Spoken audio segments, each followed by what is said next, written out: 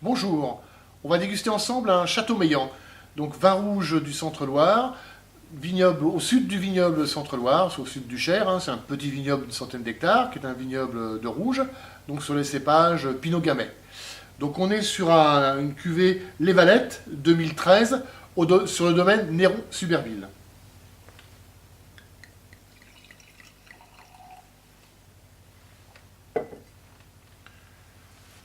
Belle couleur de vin, assez dense, hein, assez foncé, rubis foncé, voire un petit peu grenat.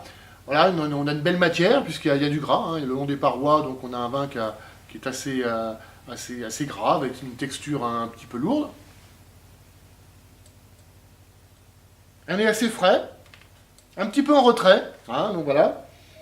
Donc on cherche un petit peu, voilà, c'est un vin qui a certainement besoin d'aération, un petit peu plus pour s'exprimer au niveau aromatique. On devine quand même des arômes d'épices, hein, des arômes poivrés, poivre noir, poivre blanc. Des arômes de fruits aussi, fruits écrasés, fruits frais. Hein, il y a beaucoup de fraîcheur dans ce nez, hein, des fruits noirs, fruits rouges écrasés. Et des petites touches légèrement fumées. Voilà. Donc, nez relativement discret, mais très intéressant par la complexité, par la définition.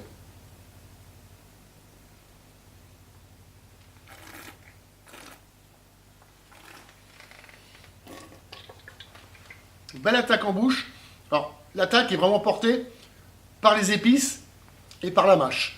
L'acidité est complètement fondue, et ce qui donne de la dynamique dans ce vin, voilà, c'est cette mâche et ces épices. La bouche est en adéquation avec le nez, c'est-à-dire qu'on n'est pas sur une bouche qui est expressive on n'est pas sur une bouche qui est expressive sur les arômes de fruits, on reste essentiellement sur cette note minérale, cette mâche, hein, ces tanins un petit peu ces tanins de terre, hein, et puis ces épices, hein, qui sont vraiment très persistants. C'est pas exubérant, c'est pas puissant, mais c'est persistant. Voilà. C'est ce qui donne ce vin, c'est ce qui donne sur ce vin cette longueur, cette droiture, voilà. Le vin a une bonne tenue en bouche, hein, a besoin peut-être de vieillir un petit peu ou d'être aéré. C'est des vins, moi, que je proposerais peut-être de carafer, hein, pour révéler un petit peu plus de douceur, plus de soyeux et un petit peu plus de fruits. Donc, vin à carafer, je pense, même c'est 2013, hein, donc on est sur un millésime assez récent. Vin à carafer pour avoir une patine un petit peu plus ronde, un petit peu plus douce.